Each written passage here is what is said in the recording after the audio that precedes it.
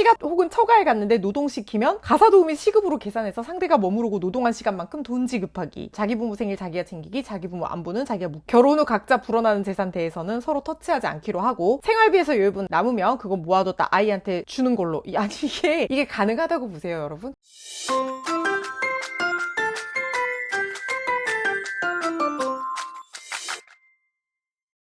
안녕하세요. 알려주고 파헤쳐주는 알파 변호사 허주연입니다. 오늘은요, 요즘 약간 결혼의 트렌드기도 해요. 반반 결혼. 준비할 때뿐만 아니라 결혼 생활하고 나서도 경제적으로 완전히 반반으로 하는 거. 이거 성공할 수 있을까? 여기에 대해서 한번 얘기를 해보려고 합니다. 레전드라고 해서 제가 인터넷에 올라온 걸 봤는데요. 야, 이게 진짜 남자랑 여자가 대화하는 문자 내용인데, 처가 시간 문제. 1년에 경조사 행사 참석은 최대 6회만. 경조사에 돈 쓸 일 생기면 그건 각자 돈에서 자기 집안 쪽에 해당되는 것만 내고, 시간 혹은 처가에 갔는데 노동시키면 가사도우미 시급으로 계산해서 상대가 머무르고 노동한 시간만큼 돈 지급하기. 각자 집안 용돈 알아서 주는 걸로. 자기 부모 생일 자기가 챙기기. 자기 부모 안부는 자기가 묵기. 추후 재산 문제. 서로 조부모 부모한테서 받는 재산 절대 눈독 들이지 않기는 계약서 쓰고 결혼해. 결혼 후 각자 불어나는 재산 대해서는 서로 터치하지 않기로 하고, 생활비에서 여유분 남으면 그거 모아뒀다 아이한테 주는 걸로. 아니 이게 가능하다고 보세요, 여러분? 결혼 생활에서 모든 상황을 다 예측해서 그에 따라 움직일 수 있고 아무 변수가 없을 거라고 생각을 하세요. 이렇게 하는 순간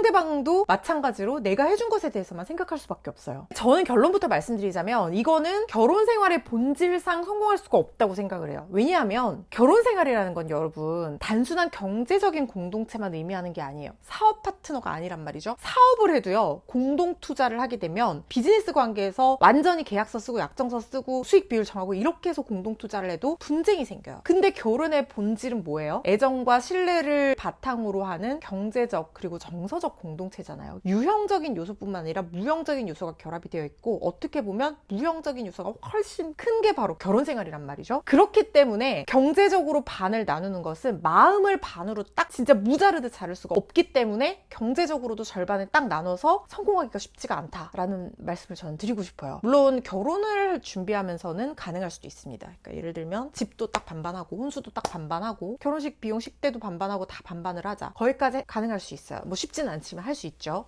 그리고 나서 신혼 초에도 가능할 수 있어요. 각자가 알아서 버는 수익은 각자가 관리를 하고 생활비 통장에 공동으로 넣어서, 뭐 예를 들어서 남편이 500만 원 벌고 아내가 300만 원 벌면 그 비율별로 조금씩 넣어서 생활비 같이 쓰자. 요거는 조금 성공할 수가 있는 것 같아요. 왜냐하면 어느 정도 서로 약간 가감의 여지가 있고 이런 부분이 있기 때문에 이 정도까지는 괜찮을 것 같은데, 그 이후에 모든 걸 다 반반으로 하는 것, 이거는 쉽지가 않습니다. 예를 들면은 이런 거 생각해 볼게요. 우리가 결혼 생활하면서 생기는 돌발 변수들은 너무 많아요. 왜냐면 결혼 생활 자체가 인생을 함께 하는 거잖아요. 우리가 인생을 계획하고 예측한 대로 모두 다 끌고 나갈 수가 있나요? 내가 내 몸 건사할 때도 생각지도 못했던 지출이라는 게 생기잖아요. 그런데 남편이라는 요소, 아내라는 요소가 내 인생에 훅 들어왔을 때 경제적인 상황뿐만 아니라 정서적인 상황, 유무형적 변동사항은 너무나 많을 수밖에 없어요. 그래서 경제적으로 무조건 그걸 반반으로 나눈다는 게 제가 불가능하다고 말씀을 드리는 거예요. 예를 들어서 자, 우리 집안일도 반반으로 하자. 너가 3시간 하면 나도 3시간 하고, 뭐 네가 퇴근하고 나서 7시부터 8시까지 청소하면은 나는 7시부터 8시까지 아이를 볼게. 이거 나눌 수 있다고 생각이 되잖아요. 그런데 여기서 변수가 생기지 않을까요? 누군가는 야근을 해야 될 수도 있죠. 아이가 아파서 병원에 같이 가야 되는 상황이 생길 수도 있어요. 그러면은 어제 내가 야근한다고 집안일 못했으니까 오늘 네가 육아 2시간 해. 이러면은 받아들이는 사람 어떨까요? 이게 갈등의 요소가 안 될까요? 당연히 갈등의 요소가 될 수밖에 없습니다. 예를 들면은 이런 거 해요. 시가와 처가에 똑같이 우리 돈 쓰자. 아버님, 어머님 한 달에 용돈 5만 원씩 드리자라고 했어요. 그런데 이렇게 결혼 생활 하다가 한쪽 부모님이 돌아가신 거예요. 그러면은 우리 부모님한테 이제 10만 원 드려야 돼. 뭐 여기까지는 할 수 있죠. 그러면 이쪽 부모님이 갑자기 아프신 거예요. 여기 치료비 때문에 형제들이 17반 돈을 내기로 했어요. 그러면은 우리 부모님 엄마 돌아가실 때는 치료비 안 줬는데 왜 나는 여기에 치료비 드려야 되냐? 그 반반 아니지 않느냐? 이렇게 되면 갈등이 되고, 그때 막 부모님 그런 걸로 하면은 이거는 단순한 갈등이 아니라 마음의 상처로 남아요. 그러면은 사람이 어떻게 되냐면 내가 이만큼 했으니까 너도 이만큼 해야 돼 라는 생각 구조로 한번 상대를 대하기 시작하잖아요. 받아들이는 사람은 그렇게 되면 어떻게 되냐면 자기는 그냥 해주는 게 아깝지 않았던, 이 정도는 해줄 수 있지라고 생각했던 사람도